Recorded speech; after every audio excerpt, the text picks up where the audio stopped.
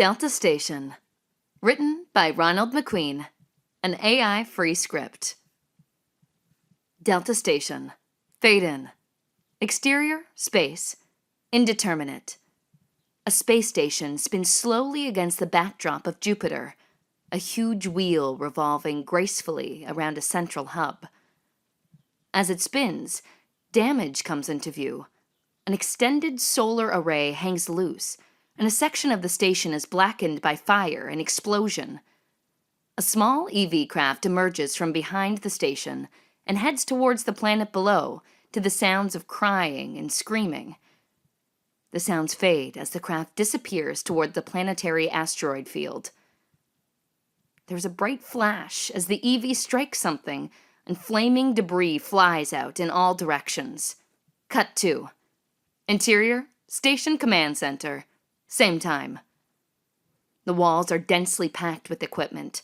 Screens, control panels, displays. There are 3 command chairs arranged around the space, and an open hatch to a corridor beyond. Walter Mallory, 30, close-cropped dark hair, 2 days growth on face, cut over left eye, bruising on cheek, fresh blood on lower lip, leans over the back of one of the flight chairs. He pushes something, a body, unseen, aside. There's a thump on the floor. He starts pressing keys on a console. His tunic badge reads, Mallory, Maintenance Tech. A screen overhead is flickering with a face coming in and out of definition as the screen pixelates. It is Communications Officer Kocic. Male, 26, cropped blonde hair, Eastern European. Say again, Delta Station. Reception is poor. Walter leans forward and moves a finger across a touchpad. His hands are shaking and he is sweating. He wipes a hand over his mouth and looks at the blood. Stay away. Don't come here, for God's sake. Who is this, Delta Station? Walter is panicking. He looks about him wildly and runs a hand over his head. Never mind who this is. Just don't come here. Why do you want to come here? Kocic's face turns to the side as he speaks to someone out of view. He turns back. Okay, son, calm down. We've picked up an automated distress call. We're here to help. What is the problem? Walter is breathing heavily as he is about to have a cardiac event. There's been an accident. An accident. Cut 2. Interior, Command Center. Later.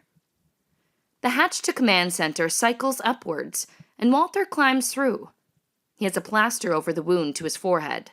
He carries a bucket, cloths, and cleaning sprays. He waves a cloth at something out of view.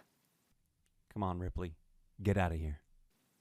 A cat hisses at him and shoots through the open hatchway. Walter sets the bucket down and starts to wipe the surfaces in the chamber. I wish they would stay away. Why are they coming here? You know why they are coming, Walter. Walter looks up at the roof of the compartment. Shut up, Dave. No one asked you. And how about some music? Walter, I am a high-end scientific research and navigational AI, not an entertainment Alexa. Yeah. So you're a top-of-the-range bit of kit. Now play me some music. The usual, then. Sure. Santana begins to play. Walter moves on to another console. There are drops of blood on the surface, which he sprays and wipes away. This can't happen again.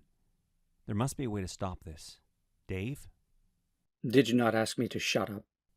That was then. Now, can I stop them coming here? Given the following facts. 1. The station has missed 4 regular communication updates. 2. Every one of the remote planetary stations has been showing signs of distress. 3. An automated distress call has just been sent from the station. So, in answer to your question, no. Walter moves to another console, which is covered in blood. He sprays and wipes. I know that. This is not my fault. What are they going to do when they get here? I am not that kind of AI, Walter. I cannot make predictions. And I'm talking to myself here, so just fuck off. Shit. Walter leans over another panel, dripping in blood. There's blood splattered on a screen next to it, and unrecognizable bits of flesh. He gingerly picks up pieces and drops them into the bucket. Ripley, the cat, jumps onto the panel and starts licking the blood. Walter glares at the cat. For God's sake, Ripley, that's disgusting. Walter swipes the cat away. Dave, how long before they get here? You have 3 days to cover up what you have done. Walter pauses in his cleaning and raises his head. What do you mean, what I have done? This is not my fault.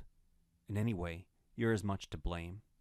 As I have intimated on more than one occasion, I am essentially a smart language and research AI. I do not make judgments, but it doesn't look good. Yeah, right. Walter reaches down and picks up a bloody fire axe and places it on the console. He reaches down again and hauls up the body of a woman lying in a pool of fresh blood on the floor. She is dark-haired, 30, and with a huge, bloody chest wound. Her suit badge reads, Mission Commander. Walter drags the body towards the open hatch. Don't anyone help me? Ripley the cat sits on a console licking a paw. Cut 2.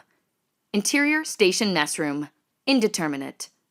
Walter is eating from a plastic yogurt pot, scraping a spoon around the inside of the pot. Ripley the cat jumps onto the table. Hungry? Walter puts his pot down and opens a hatch to a storage area next to the mess hall. The walls are lined with storage compartments, and there are large freezers and refrigerators on the floor. He makes for one of the long freezers and pauses. Maybe not that one. He pulls open a wall compartment and takes out a plastic food tube. He peers at it, then glances at the cat. Roast beef, do you? He squirts a brown paste onto a plate, places the plate on the floor, and watches as Ripley begins to eat.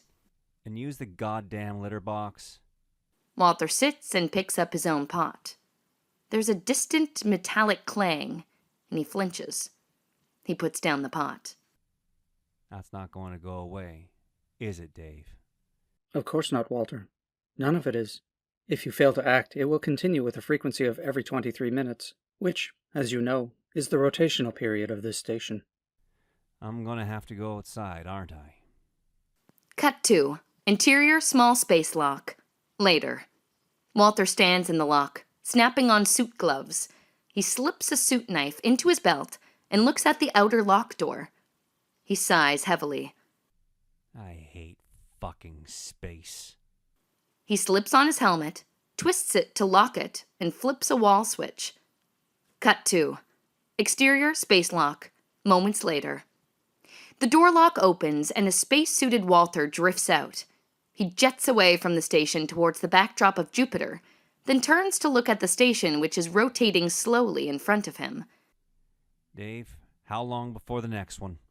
2 minutes, Walter. As the station spins, a long tether appears, trailing out behind it. There's a space-suited figure at the end. As the tether reaches its limit, the figure snaps back and slams into the side of the station. There's a metallic bang, and Walter seizes the tether before the figure can fly off. He pulls it towards him. CU of the figure shows a shattered faceplate with the woman's long, pale hair streaming from it. The face inside has exploded in vacuum and is a frozen, pulpy mess. Walter takes the knife from his belt and severs the tether. He gives the figure a push and watches as it spins slowly away, heading for the huge ball of Jupiter.